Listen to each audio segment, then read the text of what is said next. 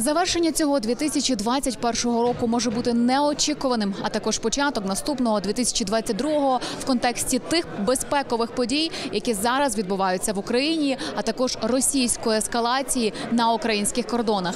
Команда Forum TV сьогодні на презентації, а також на щорічному звіті торгово-промислової канадсько-української палати, а також на презентації книги міжнародного оглядача, глобального оглядача Майкла Bociurkiwa, який розповідає про наслідки тих подій, які зараз вже відбуваються в Україні, а також його майбутні прогнози, як завершиться нинішня ескалація конфлікту між Росією та Україною. Ми також поспілкувалися з автором і повідомляємо вам про те, як відбулася презентація. Вітаю вас! Майкл Bociurkiw – канадський журналіст українського походження, речник спеціальної моніторингової місії ОБСЄ в Україні, глобальний оглядач. Працював журналістом та експертом ЗМІ в США та різних азіатських країнах, а потім більше 10 років був членом і консультантом різних місій ООН. Від 2014 року є речником спеціальної моніторингової місії ОБСЄ в Україні. Майкл Bociurkiw коментує ситуацію в Україні для світових ЗМІ, зокрема CTV, ABC News, BBC, CNN та інших. Під час щорічного звіту Канадсько-української торгової палати Bociurkiw виступив із презентацією щодо поточного стану справ в Україні, в економіці, системі охорони здоров'я, бізнес-середовищі, громадянському суспільстві та політиці. When a general marches his troops up the hill for battle, it's hard to order them back to the barracks. So I think that's where we are right now. Things have reached a stage where Putin has assembled all of these armaments, all of these men. They're poised for some kind of action. Western intelligence tells us that there could be up to 175,000 in the next few weeks poised to make some kind of land grab. So this is unprecedented, and this is why it has finally set off a lot of alarm bells in Western capitals, including hopefully in Ottawa. But, you know, I mentioned with Mr. Putin, he wrote this incredibly intelligent 5,000-word essay earlier this year. And I should have used the word unification, not reunification of Russia and Ukraine. So that kind of shows you where his mindset is. But also what's happening as well, according to experts I talked to within Russia, is that the military and intelligence services inside the Kremlin have far, far more influence than they did in 2014. Imagine that. So, you know, they've had the illegal annexation of Crimea. They had the invasion of Donbass by these little green men. And then they've had a series of successful cyber attacks, ransomware attacks on Western targets. And this has strengthened their position inside the Kremlin considerably over the Minister of Foreign Affairs, some people would say.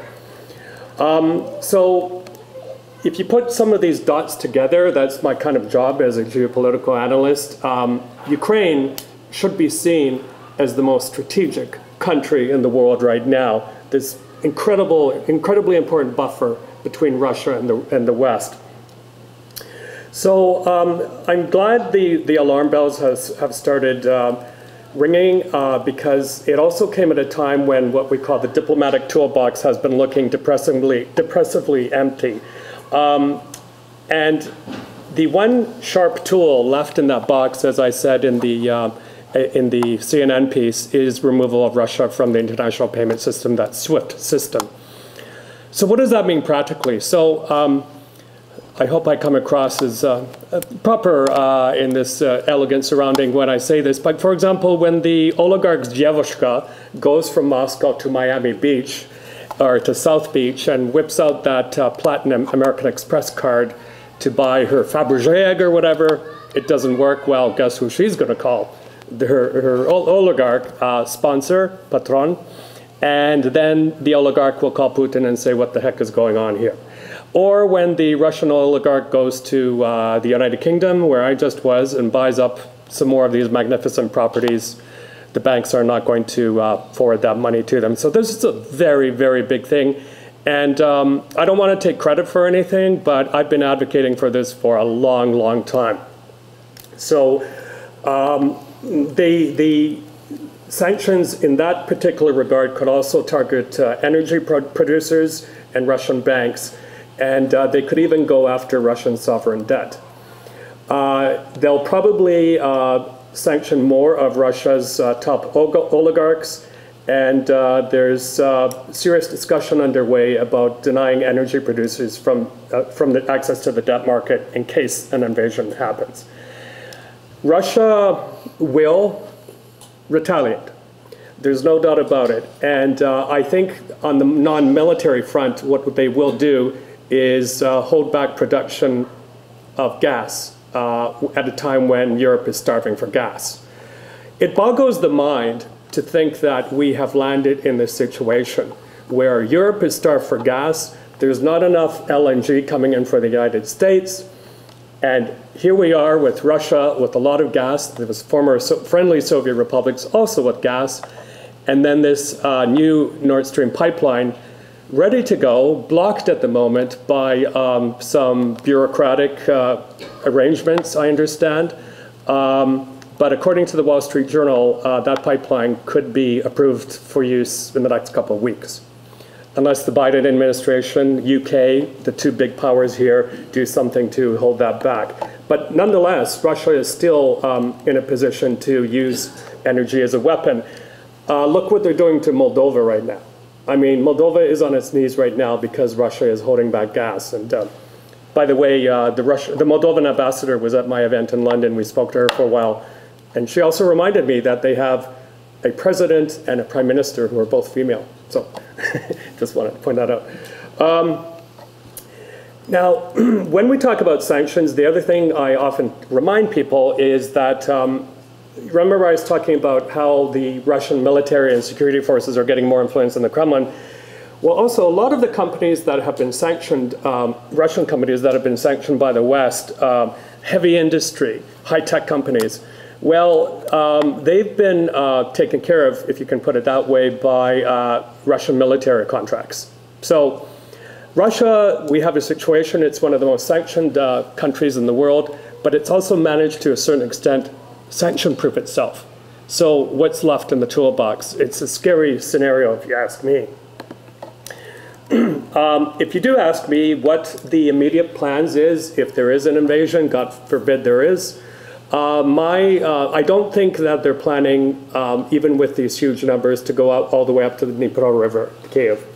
I think what they're after, or one of two things, or both, is to create that land bridge to Crimea, so that they can service it easier, and also to get more of a hold on occupied Donetsk and Luhansk.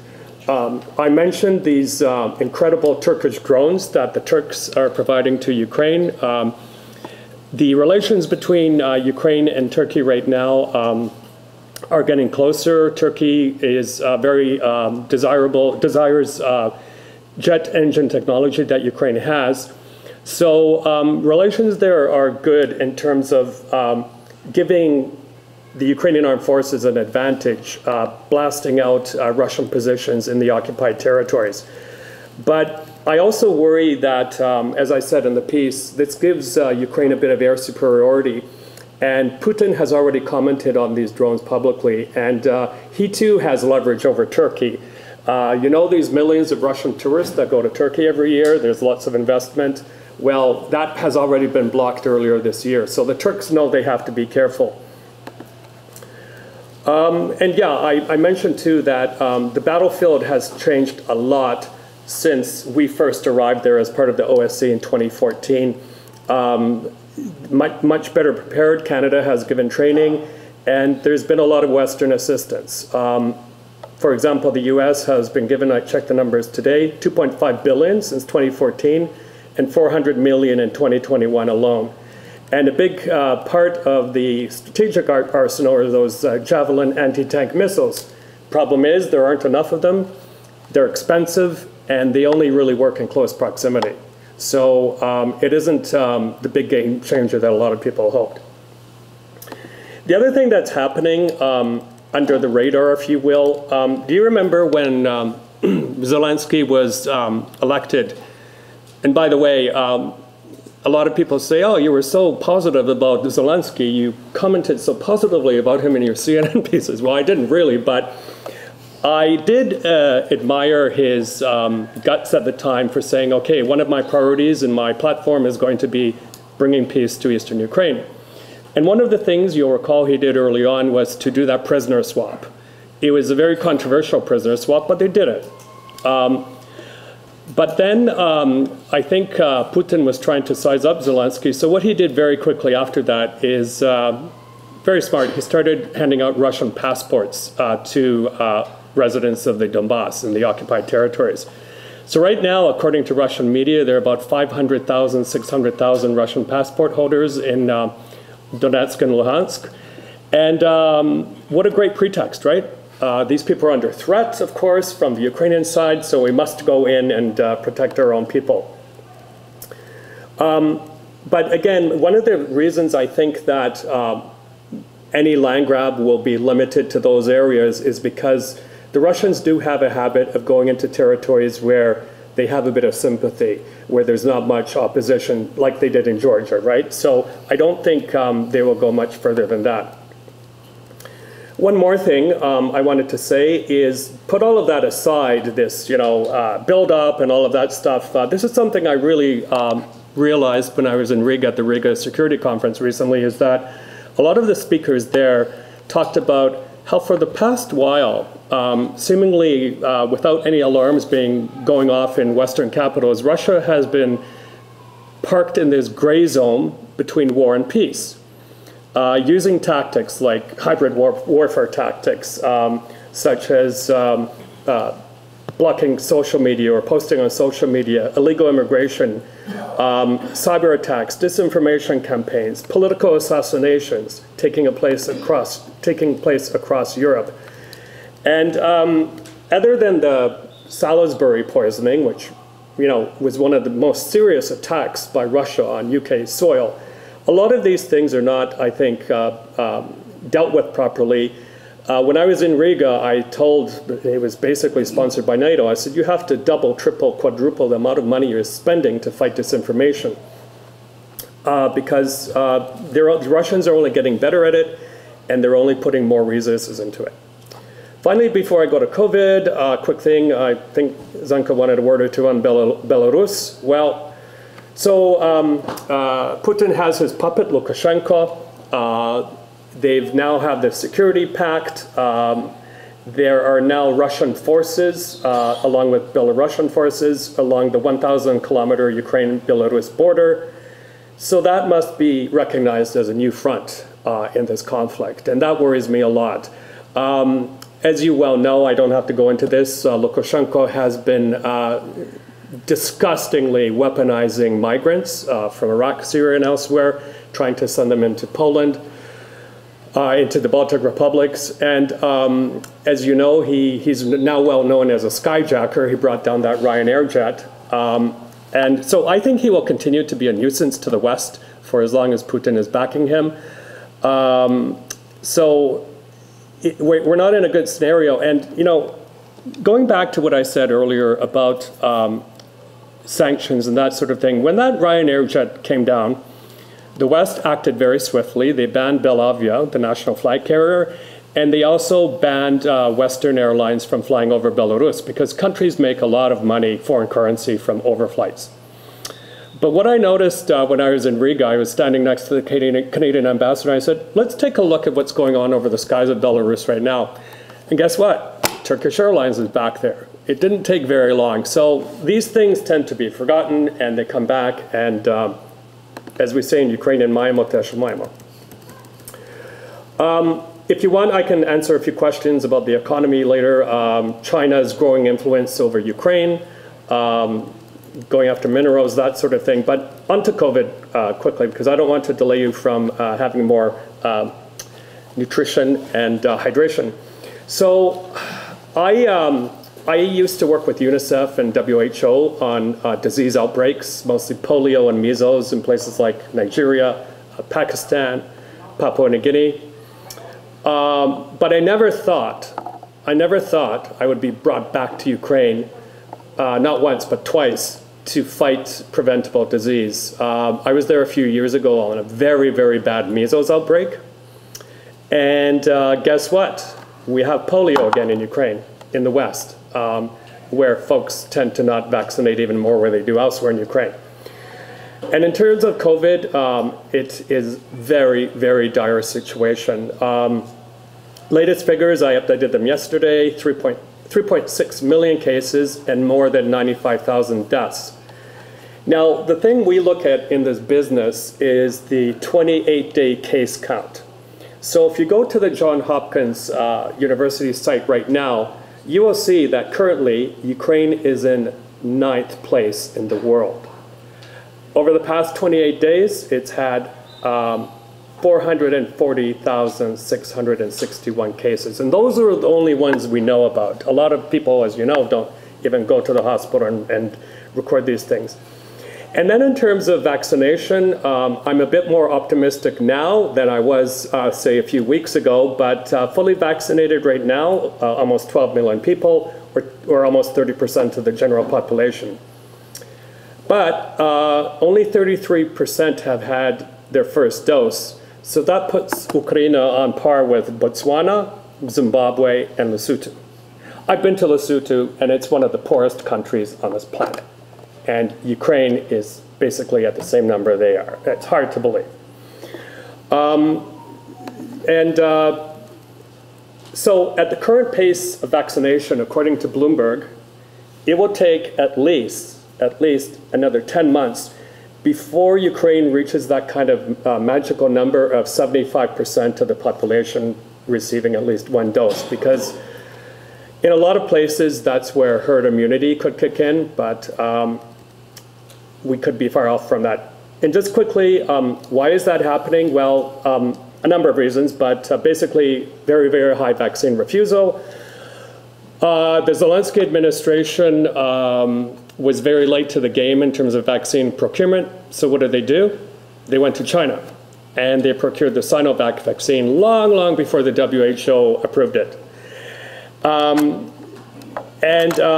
remember when I was in Ukraine for that measles deployment, as I told you, we did really solid research then. And what the research told us was that Ukrainians do not want vaccines made anywhere elsewhere than the EU. They'll take German vaccines, French vaccines. They wouldn't even accept WHO Western vaccines made in India. So this is a big problem. There's also there's a very, very high rate of fake vaccine certificates being circulated that allow a lot of Ukrainians to travel. And I was there a few months ago, and I can tell you this summer, protocols not being followed. Either no or you've been there, mask wearing, no social distancing. You talk to Ukrainci, and a lot of them say, no, my маємо природний імунітет, we have natural immunity.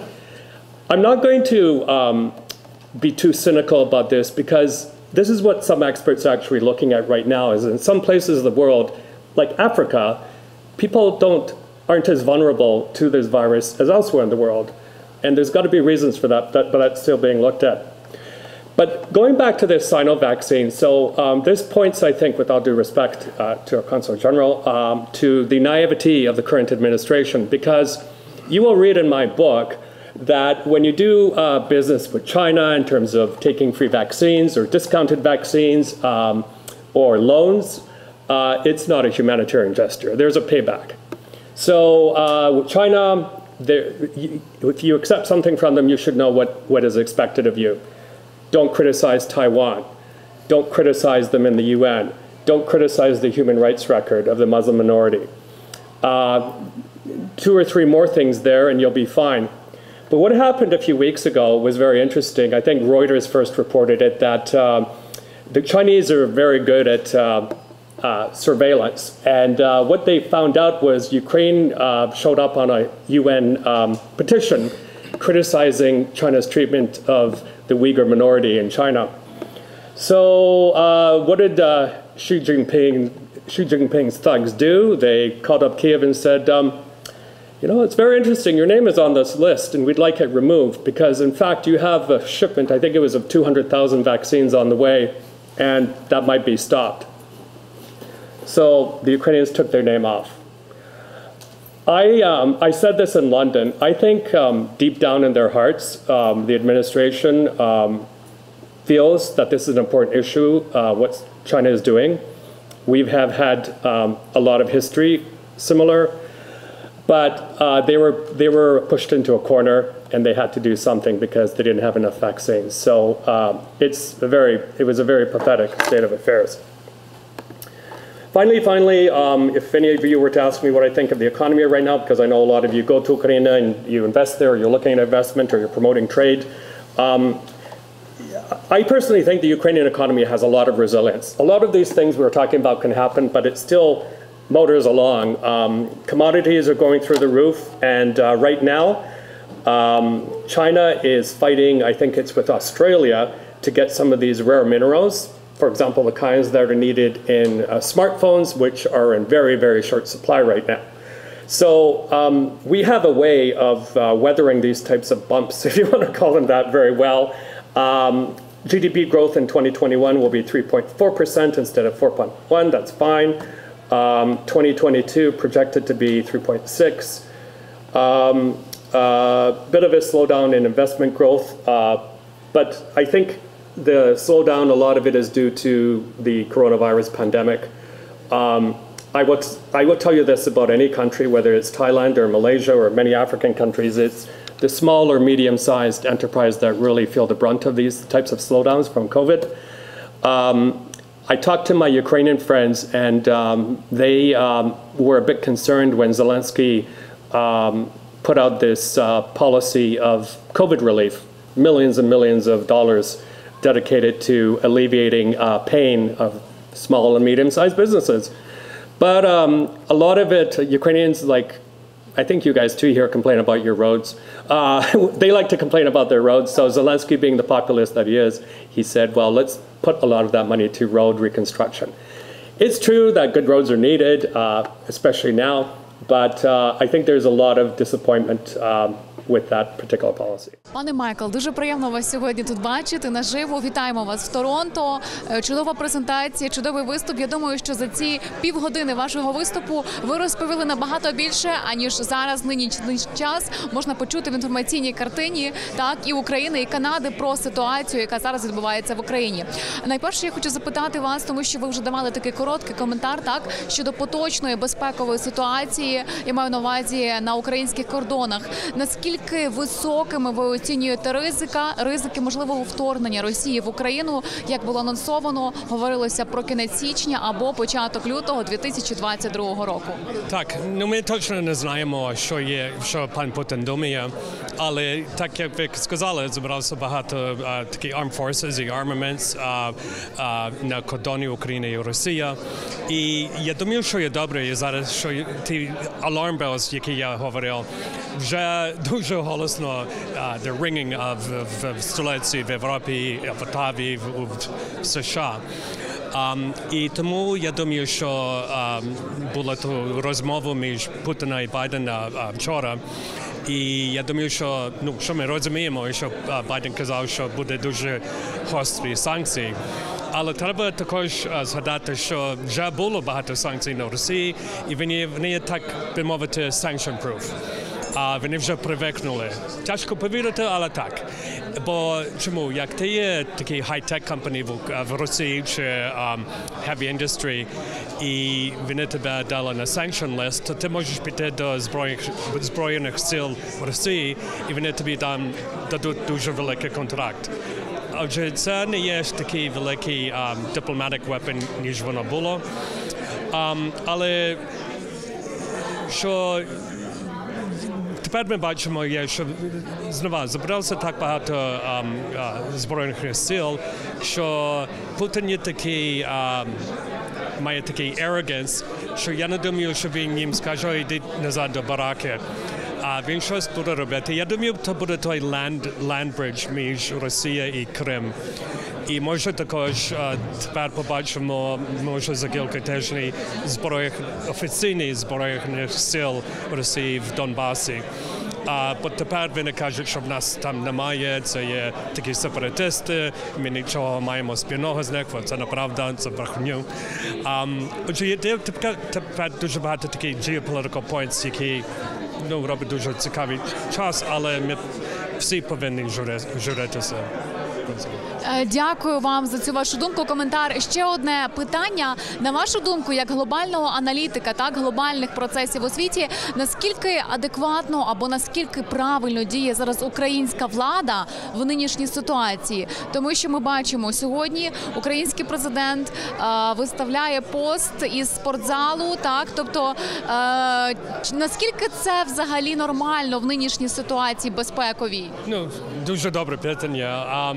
Я думаю, Україна зараз є в кризі, бо ми маємо боротьбу проти Росії, але також боротьбу проти коронавірусу і проти корупції. І я думаю, що Зеленський, він не знає точно, де рухатися. Він не має багато досвіду, як такий war general. І я не знаю чому, але навколо нього є такі, я не би сказав дураки, але багато людей, які я не думаю, що вони знають, що вони роблять, бо вони прийшли від його, як вони називають, свої entertainment company, і вони не мають багато досвіду. Отже, тяжко бути оптимістичним, але можливо, що в різних посольств в Україні, Канада, США і так далі, дають їм інтелідженс і пораду, і щось буде рухатися, але так, я не є дуже оптимістичним. Дякую. На завершення нашої розмови, не хочу вас затримувати. Ви сьогодні також презентуєте свою власну книгу, яка називається «Digital Pandemic». Цифрова пандемія. Абсолютно. І моє питання полягає в тому, чому варто читати цю книгу? Варто читати для українців. То є розділ, chapter про Чорнобиль і про коронавірус. Там є багато таких comparisons між коронавірус і Чорнобиль. І це буде їм дуже цікаво. Наприклад, як люди будуть пам'ятати, коли був вибух в Чорнобилі, влада тоді дуже брехала, спробувала кривати все. І також це сталося в Китаю, коли вибух було коронавірус. Вони брехали. Я пишу про ті журналісти, citizen journalists, які були whistleblowers, і вони кинули їх в тюрмі. То є такі similar approaches between two communist regimes. Але я думаю, для людей це буде дуже цікаво. І також я пишу, там є понад 20 такі future-gazing predictions, що наш такий новий нормал буде. Як світ буде виглядати, коли вже коронавірус не буде з нами. Пане Майкл, дуже вам дякую. Це була велика честь для Форум ТВ спілкуватися з вами сьогодні. Так, бажаємо вам успіхів і також бажаємо вам багато вдячних читачів. Дякую. Навзаєм.